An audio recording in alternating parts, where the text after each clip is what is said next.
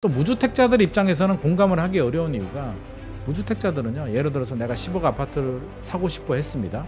작년까지 열심히 돈을 모으고 알아봤다가 네. 올해 슬금슬금 올라가더니 예를 들어서 13억까지 올랐다고 합니다. 그러면 이거를 13억을 정상 가격으로 인지를 할까요? 급등으로 인지할까요? 급등이죠. 당연하죠. 그러면 이번 대출 규제를 통해서 상승률은 줄어들고 거래량은 줄어들면 시장에서 원하는, 무주택자들이 원하는 가격 하락으로 연결이 되냐 그러면 그 부분에 대해서는 약간 의문이 듭니다. 왜냐하면 가격이 내려가려면요, 칼자루는 집주인이 쥐고 있잖아요. 대출 규제를 한다고 해서 급매로 팔까요? 거래량 떨어지고 내가 좀 기다리면 되지, 굳이 지금 상황에서 급매로 팔아야 될까라고 생각하시는 분이 많지 않을 것 같습니다. 부동산 시장 뭐 불장이라고, 오늘 어떤 전문가분은 부동산 시장 뭐 집단적 광기다 뭐 이렇게 글을 올리셨던데, 네. 정부가 오늘 대출 규제 내놨습니다. 예상은 했는데 좀 센 게 나왔습니다. 시중에 돈이 좀 풀리고 있는데, 그러니까 금리나 뭐 추경이나요, 네, 이렇게 부동산으로 가는 입구를, 돈줄을 정부가 좀 꽉 조여매면 이 돈이 부동산에서 좀 틀어서 금융시장이나 특히 자본시장, 증시로 좀 올 수 있을까요? 이것도 좀 궁금하고요. 네. 김인만 부동산경제연구소 김인만 대표 자리했습니다. 어서 오세요. 안녕하세요. 그 질문 먼저 드릴까요? 어때요? 부동산 시장 꽉 입구로 가는 돈은 대출 규제 세게 나왔는데, 네, 입구를 꽉 조일 수 있을까요? 일단 당분간은 뭐 입구가 조였죠. 굉장히 네. 예상보다 강하게 나왔기 때문에 일단 숨고르기 들어갈 것 같고요. 거래량도 줄어들고 상승률도 이제 굉장히 떨어질 겁니다. 그러면 이제 말씀하신 것처럼 그 돈이 금융시장으로, 주식시장으로 들어가느냐인데, 제가 볼 때는 약간 좀 다른 시장이 아닐까. 예를 들어서 들어가려면 내 집 마련하려고 내 집을 팔고 갈아타려고 했는데 그 길이 대출이 안 나와서 막혔다라고 하면 그 돈을 가지고 주식에 투자한다는 건 지금 제 주변에서는 좀 찾아보기 어려운 경우라고. 보따리가 달라요. 보따리가 저는 다르다고 봅니다. 네. 주식하는 보따리, 부동산 보따리는 따로 관리를 하고요. 네. 주식 보따리가 오히려 커졌다. 주식 투자해서 몇십억을 벌었다 그러면 일부를 떼서 그냥 안전자산인 뭐 서울에 아파트를 한 채를 살 수는 있겠으나, 아파트를 팔아서 주식을 하는 분은 그렇게 일부는 있으나 그렇게 많지는 않을 것 같습니다. 네. 그러면 이번 대출 규제를 가지고 막혔으니까, 대출이 안 나오니까 에이 주식이나 투자해야지 하시는 분들은 저는 많지는 않을 거라고 생각하고 있습니다. 네. 저희 3% 팁이라 여쭤봤어요. 네. 네. 그래도 조금이라도. 네. 사실 일부는 돈이 있겠죠. 일부는. 네. 사실 근데 돈이 부동산 시장에 잠기는 것보다는 자본시장으로 가야 그게 투자로 연결돼서 훨씬 나은데, 경제적으로 그렇습니다. 보면. 자, 끓고 있는 부동산 시장도 살펴보고 이번 대책 효과도 살펴보겠습니다. 일단 대출 규제 어떻게 나왔어요?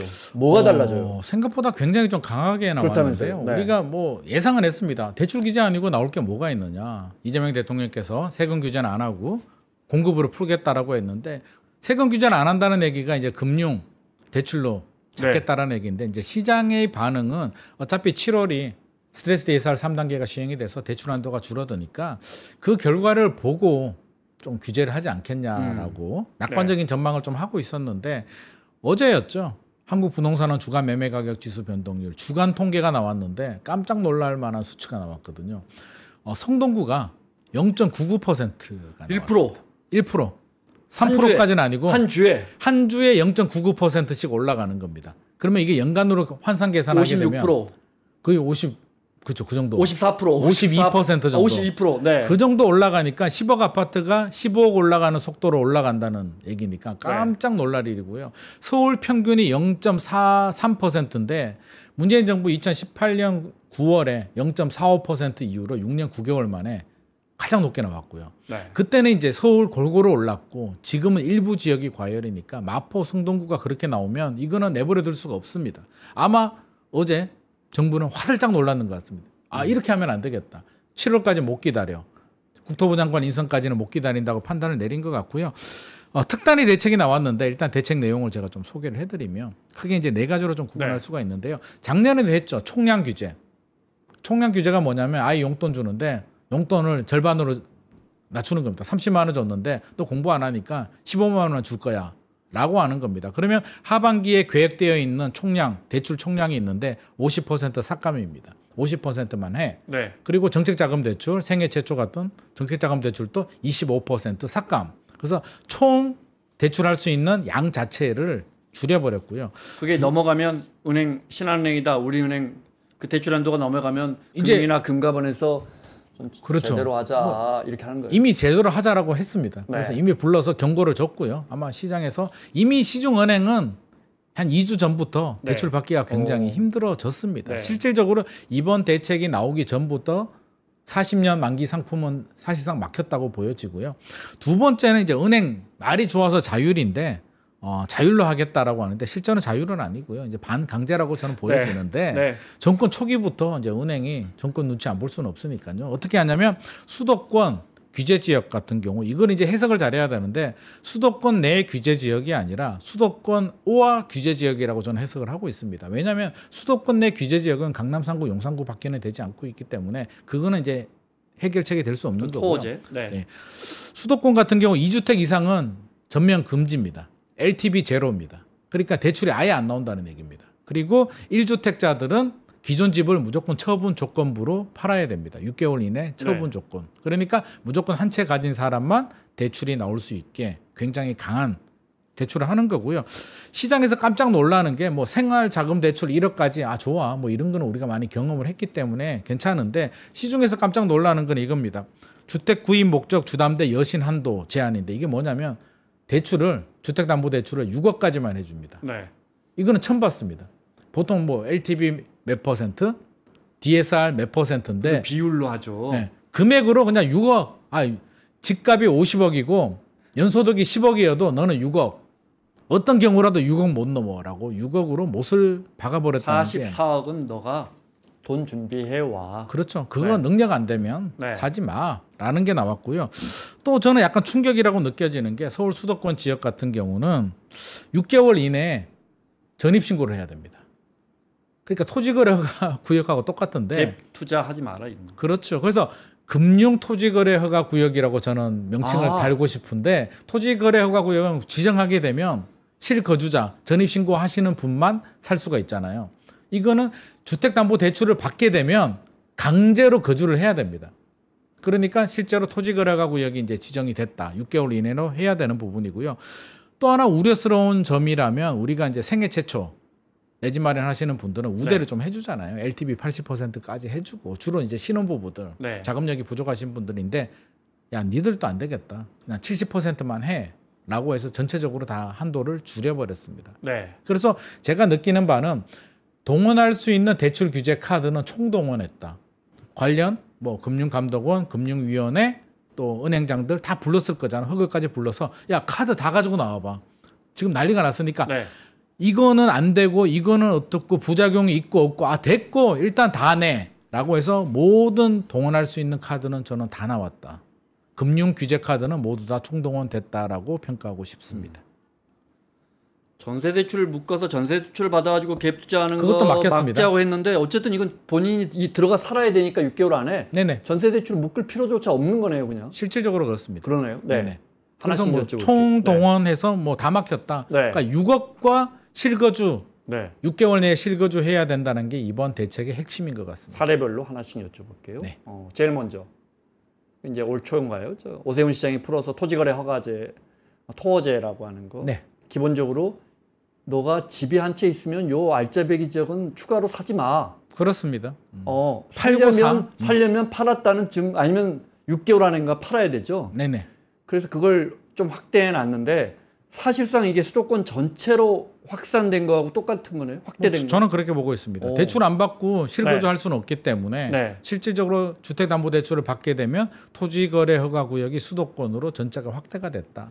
거기에 플러스 6억 이상은 대출 받지 마까지 추가로 하나 받고 하나 더. 그래서 세다고 하는군요. 실질적으로 이제 꽉 막혔다. 한마디로 대출 받지 마합니다. 그냥 비싼 아파트. 그러면 최근에 이제 오늘이죠. 왜 6억이야? 라고 말씀하시는 분들이 많이 있거든요. 9억도 아니고 12억도 아니고 왜 6억일까? 라고 해보면 역으로 환산해 보게 되면 서울 아파트 전세 가율이 최근에는 이제 집값이 너무 올라서 평균이 45%로 떨어졌는데요. 한 달 전만 하더라도 54%, 53%였거든요. 옛날에는 한 70%, 75%. 한참 올라갈 때는 2016년, 17년에는 70% 넘은 적도 있었습니다. 그러면 50%라고 가정을 해보게 되면 6억이죠. 그러면 12억 정도 매매 가격. 아파트를 6억 대출 받고 내 돈 6억으로 살 수 있는 수준이니까 서울 평균이 한 12억 정도 되거든요. 그리고 성동 마포가 문제라고 했잖아요. 12억 정도면 12억 넘어가는 주택들은 아무래도 성동 마포에 해당되는 지역이고 12억 아래는 그게 아닌 지역이기 때문에 야 니들이 그 정도야? 성동 마포 평균이 그 정도 되니까 우리는 6억까지만 해줄 거야. 실질적으로 12억 정도 되는 매매 가격 12억 이상 되는 집은 능력 되는 사람들만 사라. 대출 받아서 사지 마. 근데 대출 안 받고 어떻게 사겠습니까? 실제로 요즘 똘똘한 한 채가 트렌드잖아요. 똘똘한 한 채가 자기 돈 다 주고 사지 않기 때문에 똘똘한 한 채 트렌드를 12억 매매 가격을 막아버렸다라고 해석을 하면 될 것 같습니다. 일단 수도권 외곽에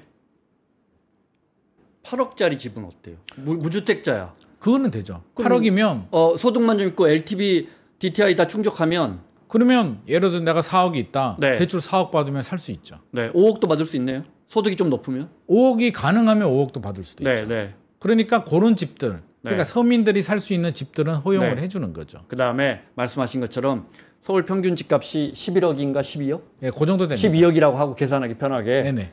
12억도 너 돈 절반은 있으면 최소한 자기 돈이 절반은 있어야 집 사는 거 아니니? 그 지금도 6억만 사실은 대출을 받아라. LTV가 50% 정도 나오거든요. 네. 그래서 LTV 50%에 DSR 충족이 되면 그 정도 네. 나오는데 이것도 사실은 좀 6억이 굉장히 큰 돈이 뭐냐면 6억 정도 대출 받으려면요. 1년 연수입이 한 1억 5천 정도 나와야 됩니다. 그렇지 않으면 그 전에도 안 됐죠. 네, 안 DSR 됩니다. 규제 그래서 때문에. LTV를 아무리 허용을 해줘도 50%, 70% 해줘도 DSR에 걸리기 때문에 소득이 뭐 5천만 원이다 이렇게 되는 분들은 받고 싶어도 실제로는 6억까지 받기도 어렵습니다. 경기도에 5억, 8억짜리 집은 살려고 하시는 분은 크게 달라지는 상황은 없다. 없네요. 그렇습니다. 네. 그다음에 서울도 5억, 서울에 5억 뭐 7억짜리는 귀한데 그래도 8억에서 한 12억 가는 주택은 많거든요. 강북 그렇죠. 지역에. 그리고 노도광 쪽으로 가게 되면 네. 뭐 대부분 아파트들은 다 이런 살 수가 부분도 있습니다. 대출 6억이 다 나오기 5억 나오기는 소득이 있어야 되니까 쉽지는 않지만 그전에도 어려웠고 지금도 어렵다. 지금도 어려운데 네. 물론 할 수는 있는데요. 지금 네. 어려워진 부분은 스트레스 DSR 3단계가 7월부터 시행이 되면 네. 아무래도 대출 한도가 또 더 줄어들거든요. 스트레스 금리 적용이 되고 네. 40년 만기 대출은 막혔습니다. 그럼 30년으로 줄어들게 되면 원리금 상환 부담이 늘어나고요. 자연스럽게 대출 한도가 DSR 적용되면 더 줄어들기 때문에 네. 노도광에 살려는 분들도 6월보다는 7월이 대출 한도가 줄어드는 것은 사실입니다. 네. 거기까지 알겠습니다. 네. 그럼 이제 20억, 30억, 40억 하는 집은 쉽게 말해서 너 돈 갖고 살아. 그렇죠. 이제 대출이 뭐 잘해도 네.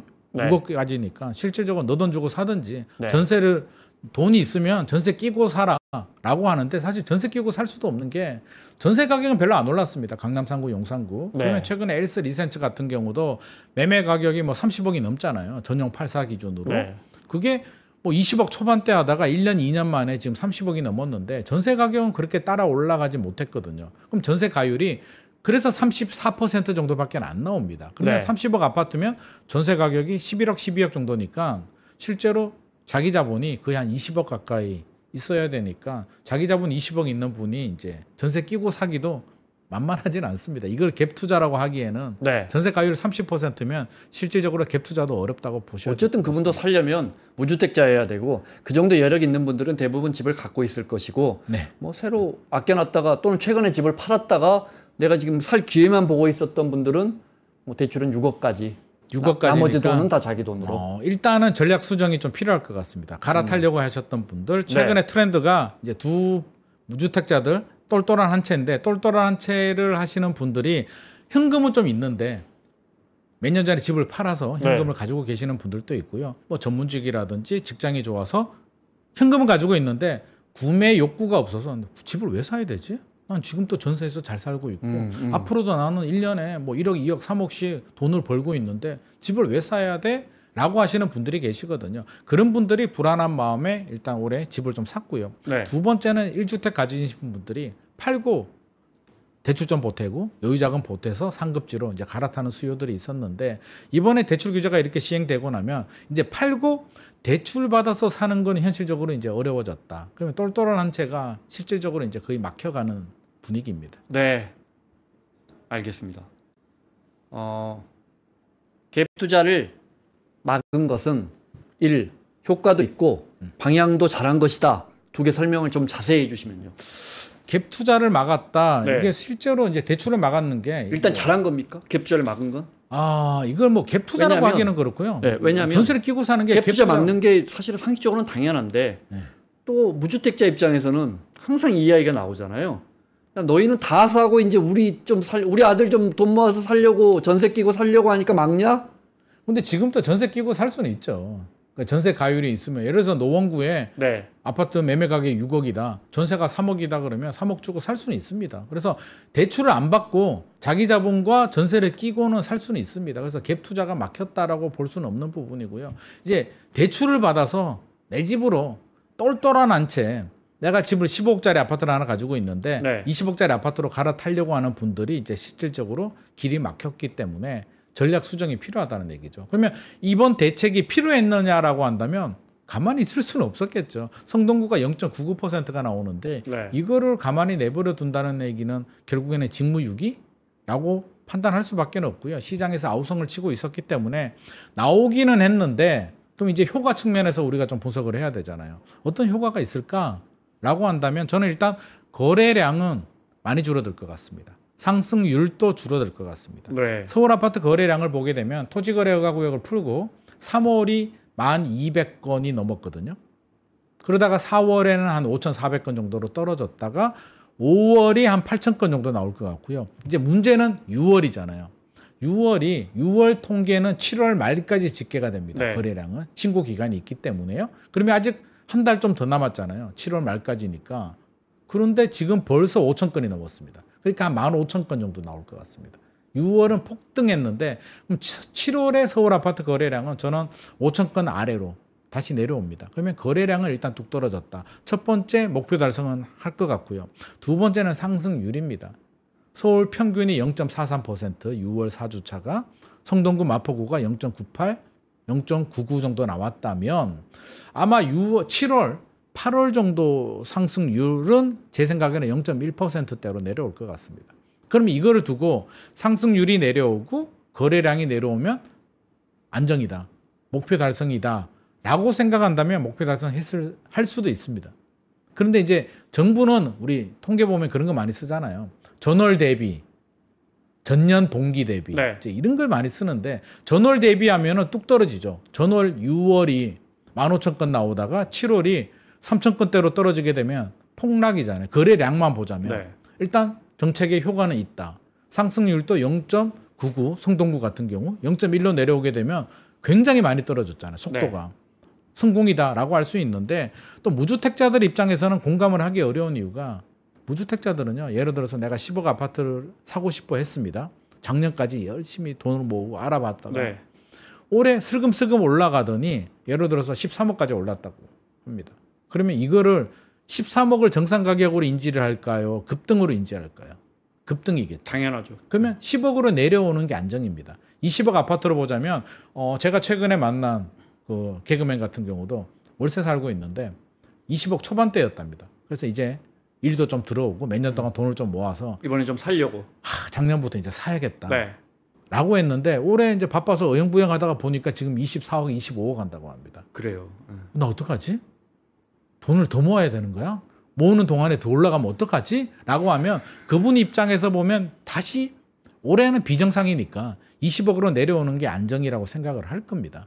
그러면 이번 대출 규제를 통해서 상승률은 줄어들고 거래량은 줄어들면 그거는 저는 오케이, 충분히 가능하다고 봅니다. 근데 시장에서 원하는 무주택자들이 원하는 가격 하락으로 연결이 되냐 그러면 그 부분에 대해서는 약간 의문이 듭니다. 왜 의문이 드냐면 가격이 내려가려면은요 칼자루는 집주인이 쥐고 있잖아요. 그러면 요즘 이제 다주택자들 뭐 그런 분들의 얘기가 아니라 집 하나 두 개 가지신 분들 대부분 네. 이제 하나 가지고 있는데 똘똘한 한 채니까 대출 규제를 한다고 해서 금매로 팔까요? 내 집이라고 생각하면 내가 집주인이라고 생각한다면 거래량 떨어지고 내가 좀 기다리면 되지 굳이 지금 상황에서 금매로 팔아야 될까라고 생각하시는 분은 많지 않을 것 같습니다. 특히 1, 2년 동안 또 서울 강남 쪽이나 요지는 많이 올랐기 때문에 팔려고 내놓을 사람은 없을 것 같아요. 그러니까요. 네, 네. 그리고 수요가 조금 그러면 누그러지더라도 이제 금매로 파는 이유는 네. 심리적으로 본다면 이제 두 가지가 있습니다. 하나는 집값 더 떨어질 것 같아. 라고 마음이 들면 우리 2022년 4분기 금리가 미국에서 제로금리에서 5.5%로 올라갔잖아요. 그런 금리 인상 우리 잘 본 적이 없잖아요. 어떻게 1년 만에 금리가 그렇게 올라갑니까? 네. 듣도 보지도 못한 자이언트 스텝, 뭐 빅 스텝이 그냥 연달아 나옵니다. 멘탈이 야 이렇게 올라가면 8%까지 가는 거 아니야? 완전 큰일 났네? 라는 두려움, 공포가 전이가 되면 집주인들은 팝니다. 왜? 떨어질 것 같으니까. 근데 지금 상황에서 기준금리가 내려가는 추세잖아요. 작년에 한국은행이 3번 내렸고 상반기에 2번 내렸습니다. 네. 하반기도 한두 번 내려갈 가능성이 있습니다. 경기 생각하면 내려야죠. 또 주식시장 생각해도 내려야 됩니다.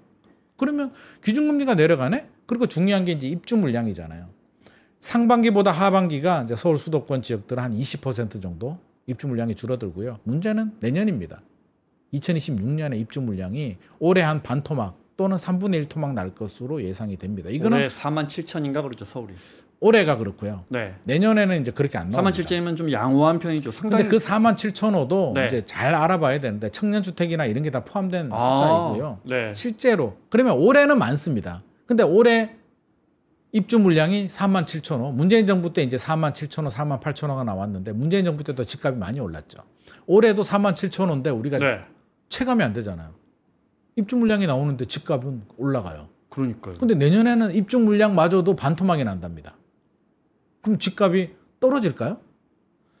그러니까 저는 공급 이야기 좀 해볼까요? 그 아무리 공급해도 공급이 부족하대요. 맞는 말이죠. 집을 사고 싶은 사람은 많으니까요. 그렇습니다. 근데 그걸 우리가 언제까지 공급을 해요? 지금 그러니까 여의도 시범이든 잠실 5단지든 네네. 다 이게 30층 재건축, 33층 재건축을 지금 50층으로 올려주고 목동만 해도 25,000 가구가 5만 가구로 늘려놨는데 그 다 올해 일어난 일들이거든요. 그런데 그것도 그러면 집값이 내려가야죠. 근데 그게 입주 물량으로 연결이 안 되니까요. 3년 있다가 되니까. 3년이 아니죠. 목동 같은 경우 10년 걸리죠. 재건축이 3년 되려면은요. 한참 남았다고 올해 생각을 이주해야 하는데요. 돼요. 네. 올해 이주하고 공사 네. 들어가면 3년입니다. 근데 보통 대단지들은 이주하는 데만 2, 3년이 걸리고요. 공사하는데 3년이 걸립니다. 그러면 올해 이주하면 6년 후에 입주 물량이 나옵니다. 근데 목동이 올해 이주하나요? 이제 초기 단계입니다. 그럼 빨라야 10년, 15년입니다. 그러니까 시장에서는 올해 뭐 정비구역 지정을 하고 안전진단 통과하고 신속 통과 기획을 한다고 해도 지금 물량이 안 나옵니다.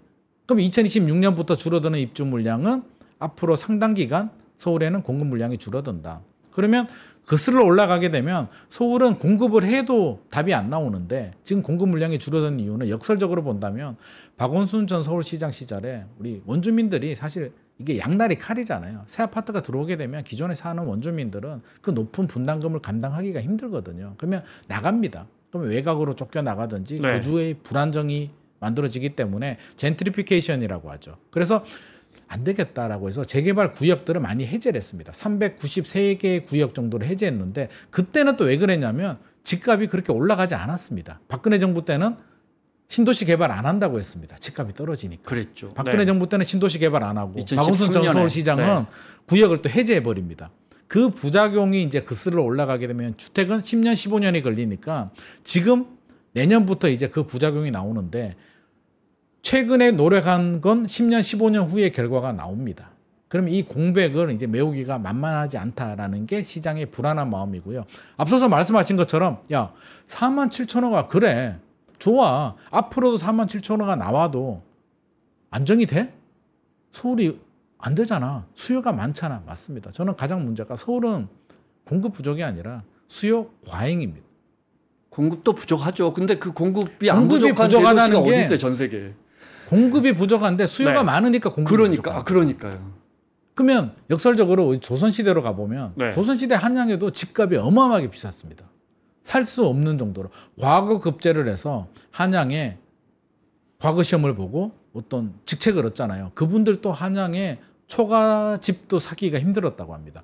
오죽하면 영의정이 한양 도성 내에 집을 못 구해가지고 도성 밖으로 출퇴근을 할 정도로 그 정도로 심각한 이유가 공급은 정해져 있죠. 도성 내에 수요는 양질의 일자리가 다 서울에 있으니까 지방에 있는 양반 자제들이 다 서울로 오잖아요. 네. 과거급제에서. 그리고 돈도 다 서울로 몰리죠. 인삼 사대문이라는 게 사실 공간도 그리 넓지 않고 좁죠. 네. 그래서 인구는 적었으나 사대문도 작았기 때문에 한양 집값이 천정부지 올라갑니다. 오. 그러면 지금하고 네, 똑같습니다. 한양 집값을 지금과 환산해 보면 이제 그 책이라든지 그런 문헌들을 보게 되면 그 당시 이제 임금 녹봉을 받을 거잖아요. 뭐 30년치를 모아도 뭐 못 샀다. 뭐 이런 얘기들이 나옵니다. 네. 그러면 우리 연봉 뭐 예를 들어서 5천만 원 아니면 1억 정도로 본다면 PIR이 30년이 되거든요. 그러니까 지금하고 별반 다를 게 없다. 그럼 지금 또 왜 서울은 왜 수요가 과잉일까를 한번 생각해 보게 되면 당연합니다. 왜 당연하냐면 저는 고향이 지방입니다. 그래서 명절 때 이제 부모님 뵈러 내려가게 되면 내려가는 길도 막히고 올라가는 길도 막힙니다. 그러면 저는 직업병일 수도 있는데 그 많은 고속도로에 차 있는 차들을 보면서 이게 다 과잉 수요다. 이분들이 저 같은 사람이 지방에 직장을 얻고 편하게 잘 산다면 서울이 수요가 이렇게 늘어나지는 않는데 네. 과수요가 생긴다는 거죠. 제가 학교 다닐 때 얘기 잠깐 해드리면 이제 80년대 저는 고등학생 때가 이제 80년대 후반입니다. 그러면 제 친구들 중에서 공부 아주 잘하는 친구는 서울대 갑니다. 근데 좀 하는 친구들은 이제 고민합니다. 연세대, 고려대, 서강대, 한양대를 가야 돼? 부모님 힘든데? 차라리 경북대, 부산대 가자. 그랬죠. 공부 잘하는 친구들. 네, 어차피 취직이 잘 되니까요. 네, 네. 근데 지금은요. 지금은 지방에 우스갯소리로 대학교가 2개 있다고 하잖아요. 지방대와 지방대 의대가 있다라고 할 정도로. 네. 또 슬픈 현실입니다. 그러면 지방에서 공부 좀 한다는 분들은 다 인서울 합니다. 왜? 직장이 다 인서울에 있습니다. 인서울과 수도권에 포진되어 있고요. 지방에서 좀 공부하시는 분은 요즘은 개천에서 용이 잘 안 나잖아요. 부모님의 능력, 엄마의 노력이 합쳐져서 이제 자녀의 공부 실력이 되는 경우들이 좀 많이 있는데 좀 공부하시는 분들이 서울로 옵니다. 대학교 졸업하죠. 네. 취직하죠. 그럼 자녀가 서울 수도권에 집을 구합니다. 부모가 능력이 되면 전세집을 구해주든 매매집을 사주든 그것도 안 되면 뭐 5천만 원이든 1억이든 보태줍니다. 그러면 지방 입장에서는 인구 유출, 자본 유출입니다. 서울 입장에서는 인구 유입, 자본 유입입니다. 최근에는 어떤 일이 발생하냐면 이제 자녀가 올라오는 걸 모자라서 부모님도 올라옵니다. 부모님 본인 몸이 올라올 수도 있고요. 돈이 올라올 수도 있습니다. 이게 왜 이런 현상이 발생하냐면 저성장 경기 침체. 지방은 뭐 인구 소멸 얘기도 나오고요. 공실도 많고요. 지방의 자산가다. 100억 건물 하나 가지고 있다고 치죠. 10년 전에 지방에서 100억이면 강남 아파트 5채를 살 수가 있었습니다. 네, 네. 굉장히 부자입니다. 서울 100억과 지방 부자는 100억은 개념이 틀립니다. 그럼요. 네. 근데 그 100억이 지금은 70억 정도에 팔립니다. 자산 가치가 하락했다는 얘기죠. 인구가 감소되고 경기가 침체가 되니까. 서울 집값은 3배가 올라갑니다. 5채를 살 수 있었는데 이제 한 채밖에 못 삽니다. 두려움은 10년이 지나면 이제 한 채도 못 살 것 같습니다. 지방은 50억으로 떨어지는데 서울 아파트는 2배가 올라갈 것 같거든요. 그러다 보니까 자본 유출이 발생하고 또 연세가 있다 보니까 상속 증여가 생깁니다. 부모님이 상속 증여를 해주게 되면 서울 수도권에 직장을 구하고 결혼해서 사는 아들이, 딸이 부모님 고향에 아니면 내가 살았던 곳에 투자하겠습니까? 인구도 줄어드는데. 답은 나왔잖아요. 서울의 아파트 아니면 다른 수도권에 다른 투자. 결국 지방은 인구 유출, 자본 유출이 발생하고 서울 입장에서는 이제 출산율은 줄어드는데 크게 타격감이 없는 이유가 다 메워지니까요. 상대 인구 이동에 의해서. 네.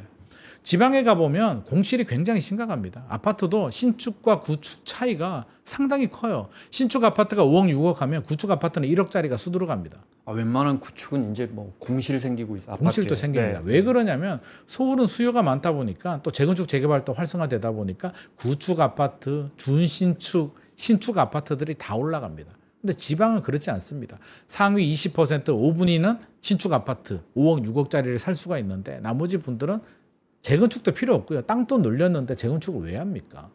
공실도 생기고 상가도 공실이고 이런 현상들이 발생하다 보니까 결국에는 서울 수도권들은 신도시를 개발해도 타격감이 없는데 지방 중소도시들, 광역시들은 도시개발은 또 왜 그렇게 많이 합니까? 지자체들이. 저는 지방에 도시개발 좀 그만했으면 좋겠습니다. 제발. 그 도시개발이 지금 미분양 없는 문제, 수요도 자꾸 흩어지죠. 흩어지고 원도심 공동화 현상 생기고요. 그렇게 하는 이유는 세금 때문에 그렇습니다. 신도시 개발하게 되면 막대한 세금들이 들어오거든요. 취득세 들어오죠. 재산세 들어오죠. 팔 때 또 양도세 들어오죠.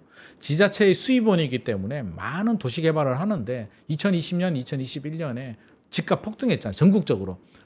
물 들어왔을 때 노조 넣는다고 건설사들은 너도 나도 공급을 하게 됐고 지자체들은 신났다고 인허가를 다 해줍니다.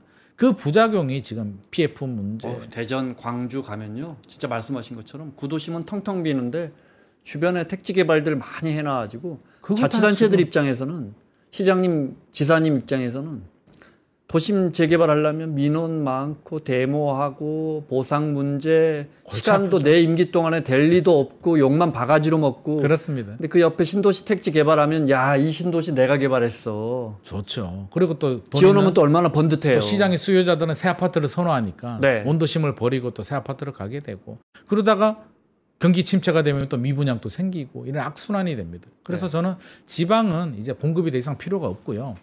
이제 수요 유출도 막아야 되고요. 네.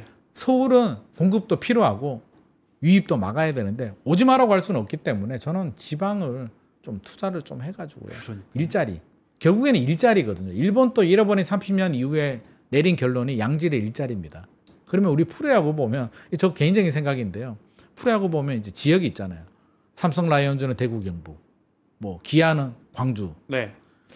기업들이 이렇게 지역을 좀 책임을 지고 좀 물론 국가에서도 혜택을 줘야겠죠. 지자체들도. 그래서 많은 일자리들이 뭐 미국이라든지 베트남, 인도, 중국으로도 가지만 우리 지방으로도 좀 가서 일자리들도 좀 만들고 대학교도 저는 좀 남아도는 교육 예산들 지방의 국립대학교들 있죠. 부산대, 경북대, 전남대, 전북대에 투자 좀 많이 해서 적어도 인서울 수준 정도로 또는 카이스트나 포항공대 수준으로 만들어 준다면 우수한 인재들이 배출이 되면은요 기업들이 지방으로 안 갈 이유가 저는 없다고 생각합니다. 서울보다 땅값도 저렴하고 우수한 인재가 있는데 굳이 안 가겠습니까?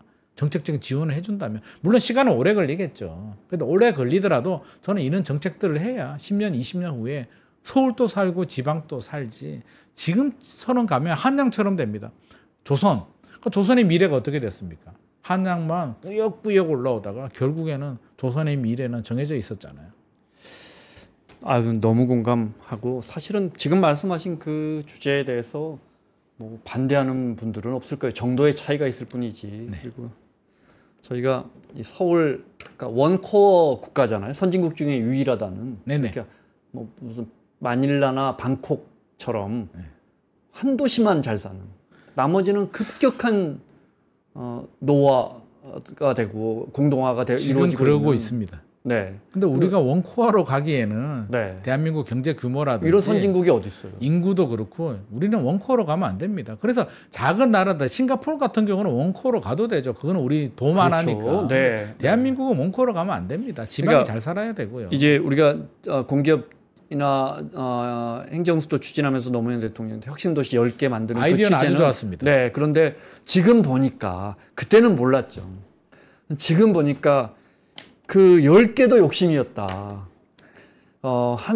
진짜 뭐 이렇게 말씀하시면 뭐 예를 들어 부산 부산, 광주, 대전만 좀 옮겨갔어도 이렇게 말하면 또 대구 분들 서운하시겠네. 대구까지 이러면 또 춘천 분들 서운하시겠네. 이러다 보니까 그러다가 또 이제 많아진 거고. 이러다 10개가 됐는데 그것도 원도심으로 이전했으면 모르겠는데 또 옆에다가 또 그게 중요합니다. 네. 이전하게 되면 원도심으로 가서 땅 많잖아요. 그래서 기업들만 가고 기업의 수요는 원도심에서 소화를 하거나 부족하면 주변에 도시 개발을 하면 되는데 신도시 개발을 하다 보니까 실질적으로 지방 경쟁력 강화에는 크게 도움이 되지 않고요. 공공기관을 분산시켜 버렸잖아요.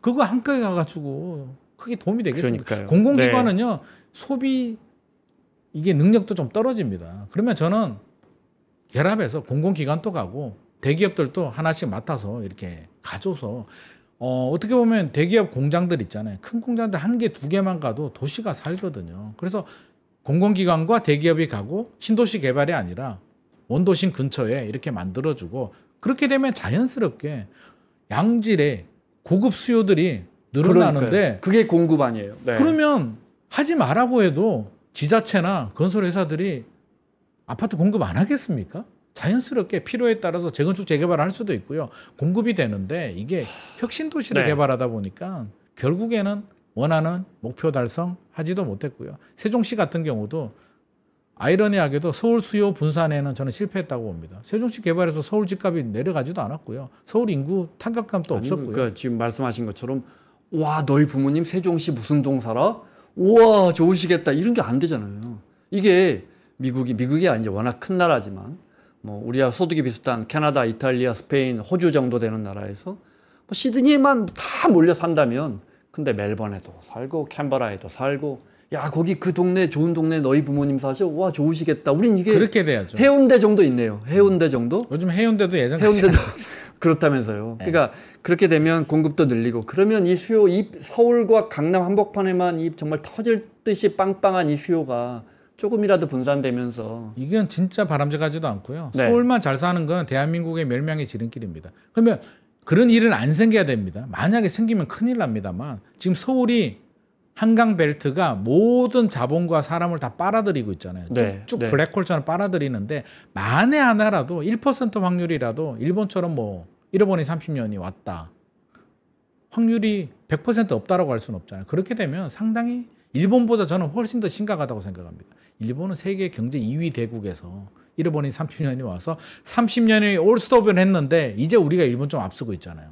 우리는 30년을 달렸고. 네, 네. 그럼 우리가 여기서 일본처럼 30년이 아니라 우리는 10년만 멈춰도 아마 상당히 생각하기 힘든 정도로 굉장히 위기가 올 겁니다. 그러니까 네. 저는 시간이 걸리더라도 지방은 살려야 된다. 지방 경쟁력 강화해야 되고요. 근데 그건 시간이 걸리니까 단기적으로도 저는 좀 과열은 좀 진정을 시켜야 되겠다. 그러면 이번에 이제 대출 규제가 나왔는데요. 저는 대출 규제만으로 해결된다는 거는 대출 규제 효과는 길어야 6개월입니다. 네. 6개월 지나면 실질적으로 소멸이 되고 다 적응을 합니다. 그럼 다른 방법을 우회하는 방법을 찾고 네. 어떻게든 적응을 하고 어떻게 진행되기 때문에 네. 거래량이 떨어진다고 해서 주택시장이 안정된 게 아니거든요. 그럼 그렇게 바라본다면 단기적으로는 저는 제일 중요한 제 개인적인 생각입니다만 신뢰 회복이거든요. 문재인 정부가 부동산 정책에 실패했는 게 결국엔 신뢰 회복을 못했잖아. 아, 못 믿겠어. 집값 잡는 줄 알았는데 못 잡네. 안 될 것 같아라는 불신인데 이재명 정부도 저는 제일 중요한 게 그렇게 생각합니다. 이재명 정부는 윤석열 정부와도 다르고 문재인 정부와도 다르네. 그러니까 어떤 정치적인 논리가 아니라 부동산 정책에 대해서 와 이거 다르다. 예를 들어서 민주당이니까 못할 것 같은 정책들 있잖아요. 재건축 초과이익 환수, 네. 다주택자 규제 폐지 예를 들어서. 근데 재건축 초과이익 환수를 폐지했다. 이걸 폐지 안 해? 와 그러면 진짜 세게 나오나 보다. 뭐 이렇게 뭐 세계라를 아니면 떠나서 전혀 방향을 달리하나 보다. 와 이게 필요하면 네. 이념을 떠나서 지지 기반의 반대를 떠나서 그냥 하는구나라는 신뢰만 줘도 저는 믿고 기다릴 수도 있다고 생각합니다. 시장에서. 물론 지지 기반들은 왜 부자 감세를 하냐라고 하는데 재건축 초과이익 환수제 얘기를 살짝 해보면은요. 재건축 초과이익 환수는 8천만 원 넘는 개발 이익에 대해서 이제 세금을 부과하는데 네. 이게 뜨거운 감자예요. 왜 뜨거운 감자냐면 지금도 제대로 부과를 못 하거든요. 왜 부과를 못 하냐면 첫 번째 수요자 입장에서 세금을 내는 입장에서 본다면 주로 강남에 해당이 됩니다. 경기, 인천, 지방은 8천만 원 넘지 않습니다. 개발 이익이 영향이 없는데 미실현 이익에 대한 과세 이중과세입니다. 이게 무슨 말이냐면 내가 집을 하나 가지고 있었는데 재건축이 됩니다. 개발 이익이 생겼답니다. 팔지도 않았습니다. 갑자기 2억이나 3억을 내랍니다. 강남의 아파트 내가 20년 전에 사가지고 하나 가지고 있었는데 사실 그분들도 현금 많이 없거든요. 없어요. 네. 그러니까 우리가 착각하는 게 강남에 아파트 1개, 2개 있다고 해서 현금 흐름이 좋지는 않습니다. 2억, 3억을 못 내거든요. 유일하게 내는 방법은 팔아야 됩니다. 우리가 양도세를 몇 억씩 낼 수 있는 건 팔아서 돈이 통장에 들어오니까 절반 정도로 세금을 낼 수 있는 거거든요. 근데 재건축 초과이익 환수는 못 내는 세금입니다. 조세 저항 못 냅니다. 그럼 안 내면 지자체장은 어떻게 해야 될까요? 부과하고 고지서 때리고 가산세 내고 그래도 안 되면 압류 걸고 경매 넘겨야 되는데 팔지도 않은 돈을 경매로 넘긴다. 압류를 걸고 경매를 넘기게 되면 내년에 지방선거 있는데 네. 제가 지자체장이면 내년에 얼굴 못 볼 겁니다. 소문이 쫙 퍼지잖아요. 네. 다른 세금도 아니고 그러니까 소득세를 안 낸다. 양도세를 안 내는 거는 용납이 안 되잖아요. 팔았는데 왜 돈을 안 내? 세금 왜 안 내? 초과이익 환수는 다른 개념이기 때문에 지자체도 부과하기 어렵고 내는 사람도 못 내고 이러지도 저러지도 못하는 뜨거운 감자라면 그리고 재건축 사업을 하는데 발목을 잡는 여러 가지 요인 중에 하나라면 과감하게 저는 칼질을 좀 한번 해두는 것도 야 다르네. 못할 줄 알았는데 한 해 재건축 속도를 올리기 위해서 공급을 늘리기 위해서 확실히 다르구나라는 시그널 하나만 줘도 그런 다음에 여러 가지 정책들을 또 해야겠죠. 공급은 공급대로 하고 네. 지방은 지방대로 살리고 대출 규제는 대출 규제대로 하고 필요하면 세금 규제도 하고 세금 규제도 종부세는 좀 올리고 양도세는 한시적으로 감면해서 매물 나올 수 있게도 해주고 이런 정책들을 하나씩 풀어나가는 게 저는 급선무다. 신뢰 회복이 우선이고요. 심리거든요. 지금 아니면 내 집 마련 못해. 아 그런 게 어디 있습니까? 근데 지금 불안하잖아요. 의외로 심리는 굉장히 간단합니다. 오늘 아침에 우울했는데 점심 때 맛있는 거 하나 먹고 나면 갑자기 기분이 좋아질 수도 있거든요. 어처구니 없게도. 일본 얘기 살짝 해드리면 네, 네. 1930년대 일본이 경제 대공황이 발생을 합니다. 뱅크런이 생깁니다. 30년대. 미국 대공황 직후에. 네. 네, 네. 일본도 그 당시로는 이제 강대국, 선진국이었기 때문에 경제 공황이 생기는데 생기는 과정도 어처구니가 없습니다. 그때 일본 관료들도 굉장히 무능했나 봅니다. 그래서 무슨 말을 하냐면 국회에서 법안 처리를 안 해주니까 경제 관료가 도쿄 무슨 은행이 와타나베 은행이 부도 날 수도 있다. 이거 안 해주면 부도 날 수도 있다라고 얘기를 하는데 그게 와전이 돼서 도쿄 은행이 부도 난다라고 소문이 쫙 퍼집니다. 시장의 수요자들은 어떨까요? 큰일 났잖아요. 내 돈 어떻게 빨리 찾으러 가야 되잖아요. 뱅크런이 일어납니다. 너도 나도 돈을 막 찾아가니까 비상이 걸리죠. 그러면서 경제 위기가 발생을 하는데 그걸 해결한 사람이 다카시 고레키오라는 유명한 재상인데 그 사람이 네, 뭘 하냐면 천재입니다. 일각에서는 그분은 타임머신을 타고 미래에서 왔다고 할 정도로 굉장히 뛰어난 사람입니다. 케인즈보다도 더 우수하다, 더 빠르다고 평가를 하는 분들도 계시는데 뭘 했냐면 은행 문을 닫습니다. 일단 요즘처럼 온라인 뱅킹은 없으니까 창구 문을 닫고 조폐공사에 얘기를 해서 가짜 돈을 만듭니다. 200엔짜리 한쪽 면을 인쇄하지 않은 한쪽 면만 우리 신사임당 있잖아요. 5만 원짜리 네, 같으면 뒤에는 오죽헌이 있고 앞면에 신사임당이 있다면 신사임당만 인쇄합니다. 시간이 없으니까 인쇄해가지고 은행에 다 배포를 합니다. 은행 창고에 사도 금고에 넣지 말고 보이게 다음날 은행 문을 딱 여는데 사람들이 뱅크런 하러 왔는데 은행에 돈이 이렇게 있는 거예요. 돈이 많았네? 다 집에 갑니다. 순식간에 경제 위기가 해결이 돼버립니다. 그 다음에 개혁을 합니다. 문제점을 발굴하고 개혁을 해서 순식간에 해결하거든요. 그러니까 급한 불은 심리는 일시적인 문제이기 때문에 안정시킨 다음에 네. 구조적인 문제를 개혁을 합니다. 그러면 우리도 사실은 어처구니 없잖아요. 가짜 돈 그걸 왜 만들지라고 하지만 이분은 이 불안 심리의 본질을 꿰뚫고 있었던 것 같습니다. 그러면 우리도 저는 약간의 심리를 안정시키기 위한 약간의 쇼맨십? 실제로 토지거래 허가구역도 그렇고요. 재건축 초과이관수 폐지한다고 재건축이 빨리 되겠습니까? 그거 폐지한다고 빨리 안 됩니다. 안 되더라도 한번 딱 해주게 되면 야 이재명 대통령 다르구나. 확실히 과거 정권은 달라. 특히 문재인 정부와 많이 비교를 하잖아요. 같은 민주당이니까. 시즌2라는 얘기를 하는 분들도 있고 민주당이 집권하면 집값 올라간다라고도 얘기를 하는데 네. 지금 공교롭게도 올라가니까 의심이 더 커지고 있는 상황에서 지금 대출 규제도 강하게 하잖아요. 역시 민주당이 집권하면 규제를 많이 해. 라는 얘기들도 지금 나오고 있는데 네. 못할 것 같은 이걸 하나 딱 해주게 되면 저는 의외로 기다려도 해볼만 할 것 같은데라는 생각을 저는 충분히 할 수도 있을 것 같습니다. 물론 반대하는 의견들이 있을 수도 있는데 네. 부자 감세 논란도 있는데 무슨 취지로 그런 말씀하시는지는 충분히 알 것 같아요. 네. 그렇게라도 해야지. 그렇게 안 하면 지금 또 불안해요. 사고 싶은데 강제로 눌러버립니다. 대출 못하게 합니다. 그러면 나는 안 해야지.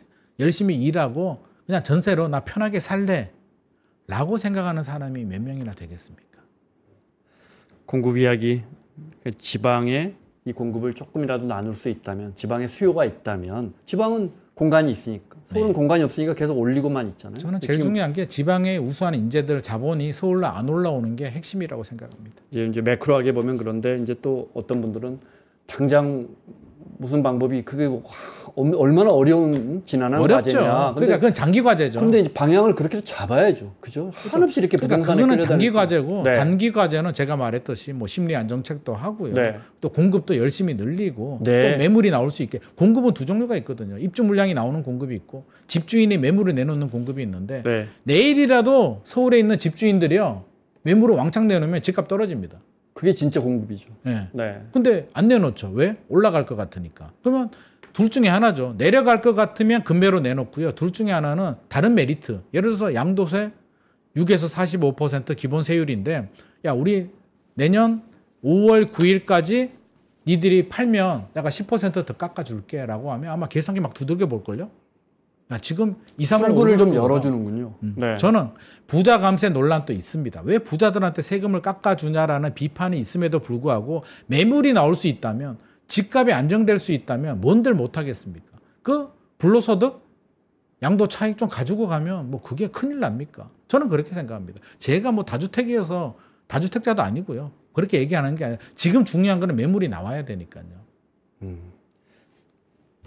박근혜 정부 때야 뭐 이명박 정부 때부터 집값이 계속 7년 가까이 내렸으니까 네, 거래도 막 줄고 신도시 공급 안 한다고 해서 신도 더 이상 짓지 않겠다고 해서 공급이 없었고 그렇죠. 박원순 시장 때는 재건축 이런 데 우호적이지 않았기 때문에 공급이 없었다. 그러니까 그래서 집값이 올랐다고. 지금만 본 거죠. 이게 10년 후를 보지 않고. 네. 보면 항상 공급이 오세훈 시장은 진짜 열심히 허가를 내주고 있고 용적률도 많이 올려주고 있어서 공급을 굉장히 늘리고 있는데 그 공급은 다음에 입주할 거야 해서 공급이 부족하다. 10년 후에 나옵니다. 네. 빨라야. 그러니까 집값이 오르면 미국도 항상 공급이 부족하다. 집값이 내리면 뭐 남는 언세일러블 주택이 뭐 4천만 채다. 맨날 이 이야기가 나오는데 결국 사람 마음에 물론 공급은 늘려줘야 하지만 그래서 지금 50층을 70층, 100층 그래서 음마가 4,400가구가 되는데 한 2만 가구, 3만 가구씩 이렇게 올려주면 그러면 이제 사람들이 공급이 좀 늘어서 이제 집값이 내려갈 거야 할까. 그런데 복잡한 문제가 한두 개가 아니기 때문에 네. 만약에 음마를 2만 세대로 만들었다라고 하면 일단 교통 문제와 학교 문제와 네. 수많은 또 사회 인프라 문제가 있어서 네. 불가능하긴 한데 공급 예를 들자면 네. 예를 들자면 특단의 대책 앞서 제가 그 재건축 초과이익 환수제처럼 그런 식으로 하면 심리적으로 와 이거 나중에 물량 엄청 많겠네라는 생각이 들면 의외로 빨리 안정될 수도 있습니다. 네. 근데 그 공급만이 답이다. 공급해야죠. 주택이라는 건 소비재라 자연 멸실이 되니까 새집 계속 지어야 합니다. 서울이 뭐 10년 내에 인구가 서울 수도권이 갑자기 줄기도 어렵고요. 10년 내에 지방이 갑자기 경쟁력이 강화되고 일자리가 늘어나기는 어렵기 때문에 네. 10년, 20년 내에는 서울에는 공급은 좀 계속 진행이 돼야 될 것 그런데 같습니다. 공급만이 살 길이다. 이거 그러다 보니까 서울만 계속 짓고 또 짓고. 네. 아까 말씀하신 것처럼 자 공급 이야기는 거기까지 하고 이제 그렇다면 서울의 수요를 좀 누그러뜨릴 이 가수요, 투기 수요, 뭐 진정한 수요도 있겠죠. 네, 진짜 억울하게 늦게 못 사고 소득 있는 분들은 진수요 아니에요? 그분들은 그렇죠. 그분들은 누구나도 올라가는 집을 원하니까 집 하나 사는 걸 가지고 그러니까요. 투기냐 실소유자는 구별하는 게 참 어렵죠. 네. 근데 이제 그게 너무나 그 수요가 센데 지금 말씀하신 것처럼 이제 전 세계 주택 시장이 대도시는 다 비쌉니다. 그런데 거긴 또 사고 팔고 하는데 우리 강남은 이제 사기만 하고 팔진 잘 않는. 이제 팔면 손해 본다는 생각이 손해도 강해진. 보고 대출 기자가 있으니까 잘 팔리지도 않고요. 이 수요는 어떻게 좀 누그러뜨려야 할까요? 어려운 질문인데요. 굉장히 어려운 질문인데요. 뭐 그렇게 쉽지 않습니다. 앞서서 뭐 양도세 감면 또 쉽지 않은 얘기고요. 네. 그러면 현실적인 이제 안을 좀 드리면 지방 미분양이 좀 심각하잖아요. PF 자금납 문제, 건설업계도 굉장히 어려운데 적어도 지금 지방 미분양이 중공업 미분양이 한 2만 6천 호, 또 이번 달 통계가 나오면 아마 2만 7천 호, 2만 8천 호가 될 것 같은데 중공업 미분양 늘어나고요. 일반 미분양도 지금 7만 호에서 왔다 갔다 합니다. 많습니다. 그러면 저는 해결해야 되잖아요. 이게 우리 지금 추경해가지고 환매 조건부로 뭐 3천억 가지고 한 10,000호를 사주겠다라고 하는데 결국 우리 세금이잖아요. 그러지 말고 저는 차라리 지방 미분양에 대해서 뭐 지방이 평택까지 포함될지는 좀 고려를 해봐야 되겠습니다만 아무튼 미분양 주택에 대해서는 한시적으로라도 뭐 취득세 감면, 취득세 면제, 양도세 면제, 뭐 어떤 인센티브 같은 게 있잖아요. 그러면 우리가 그냥 주택수에서 빼주겠다 정도 가지고는 안 됩니다. 주택수에서 빼주는데 오를 것 같지도 않은 지방 아파트를 안 사고 싶잖아요. 우리도. 주택수 빼주는 게 그게 뭐라고. 학교 다닐 때 같으면 말썽 부리는 학생은 3대 맞고 나는 공부 잘했는데도 같은 반이라고 2대 맞습니다. 나는 사탕 받고 싶은데 시험 잘 쳤는데 왜 맞아야 될까? 그러니까 지방은 사실 잘못했죠. 건설사들도 잘못했고 지자체들도 인허가 잘못했습니다.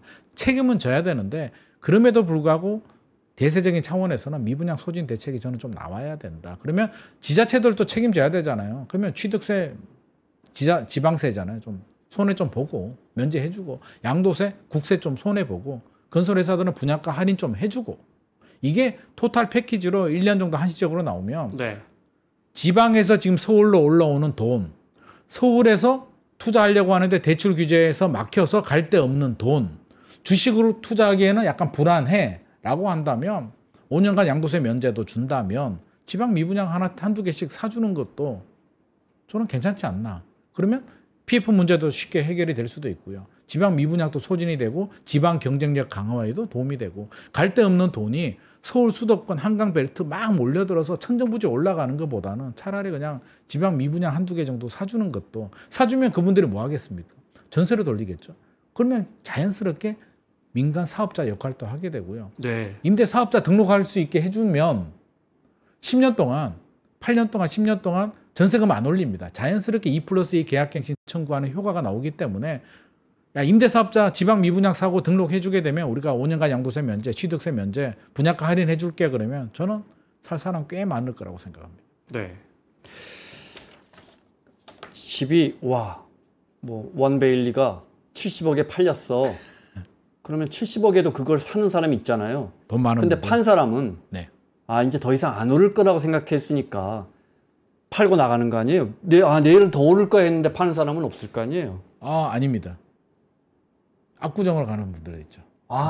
팔고 더 많이 오를 곳으로 가려고. 압구정이 최상위지. 네. 마지막 가고 싶은 곳들이고요. 그렇군요. 압구정에서 이제 매물이 나오는 물건들은 상속이나 증여 또는 사업이 안 돼가지고 나오는 물건들입니다. 네. 최종적으로 압구정을 팔고 갈 데는 없기 때문에, 네. 그래서 압구정이 가격이 안 내려가는 이유가 매물이 잘 안 나옵니다. 갈 데가 없기 때문에. 근데 원벨리 같은 경우는 팔고 네. 이제 압구정으로 가는 분들이 있어서 결국에 그 순환 구조들이 만들어지는데, 뭐 그것까지는 우리가 막기는 네. 어려울 것 같고요. 솔직히 저는 강남에 70억, 50억 신경도 안 쓰고 싶습니다.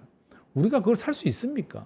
그래서 언론에서도 이런 뉴스들을 좀 많이 안 다뤄야 됩니다. 나올 때마다 불안하거든요. 네. 뭐 이렇게 100억, 70억짜리 기사를 경제신문들은 매일같이 써대는지 그게 이제 모르겠어요. 클릭수가 나와서 하는데, 네. 대세적인 차원에서는 그런 거 볼 때마다 불안하니까요.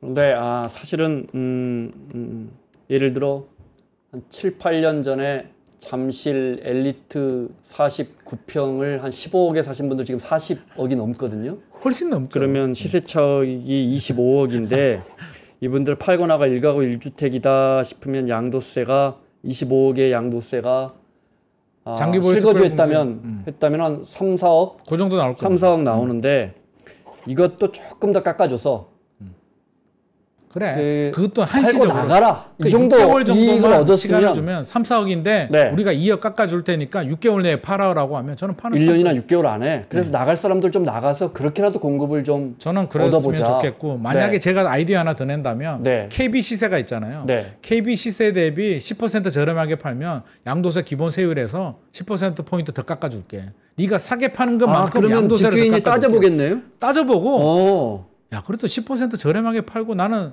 세금 덜 내고. 혜택을, 그러니까 장기보유 특별공제를 받으면 네. 앞서서 3, 4억인데 못 받으면 훨씬 많이 나오거든요. 네. 10억, 15억씩 나오는데 10%만 감면받아도 돈이 얼마입니까? 그러니까 저는 이런 매력적인 미끼도 네. 한 번씩 던져주게 되면 가격이 떨어지잖아요. 떨어진 매물이 나오게 되면 필요한 실수요자들은 저렴하게 살 수도 있고, 실거래가도 떨어지고 매물도 나오고, 네. 파는 분도 뭐 기분 좋게 팔 수도 있으니까, 이런 그게 10%가 뭐 제가 시뮬레이션을 안 했습니다. 그냥 아이디어가 이런 다양한 아이디어를 좀 고민하고 근데 여러 가지 방법을 좀 강구하면 마무리해야 되는데 대표님 말씀처럼 이제 공급 당연히 해야 되고 네. 계속 공급 늘려가야 하고, 하지만 그 수요를 누그러뜨리는데 출구를 팔고 나갈 수 있게 출구를 매물이 제일 열어주자. 중요합니다. 매물. 네. 근데 이제 그 부분 물론 많은 부작용이나 단점이 있죠. 하지만 우리가 어떤 부분은 양보해야 대책이 나올 거 아니에요. 그렇죠. 어떤 이것 부분은 따지고 저것 따지고 하면 아무것도 되는 게 하나도 없습니다. 네. 알겠습니다. 마무리하겠습니다. 사실 우리가 이제 오늘 1시간 금방 가고 수요 공급 측면에서만 말했지만 집값이 너무 일부 지역만 오르면서 성실히 일하는 사람들이 그 느끼는 그런 어떤 상대적 박탈감. 이게 정말 이게 돈으로 환산하면 저는 어마어마할 거라고 생각하거든요. 그게 제일 크죠. 열심히 노력해서 내 집 마련할 수 있다면 하나도 네. 불안하지 않습니다. 그러니까요. 지금 그 고리가 끊어졌기 때문에 문제입니다. 그래서 시장을 빨리 정상화시켜야 하는데 뭐 무슨 뭐 이재명 정부 아니고 이재명 정부 할아버지라도 뭐 무슨 뾰족한 대책이 바로 나오겠습니까? 솔직히 하지만 제가 대통령이라도 말은 이래 해도 아마 네. 제가 대통령이라도 쉽지 않을 대변인 것 같습니다. 말씀하신 것처럼 방향이라도 잡고 그렇습니다. 네, 주춧돌이라도 좀 놓으면 좋겠습니다. 네. 마무리하겠습니다. 김인만 부동산 경제연구소의 김인만 대표와 함께했습니다. 오늘 말씀 고맙습니다. 감사합니다.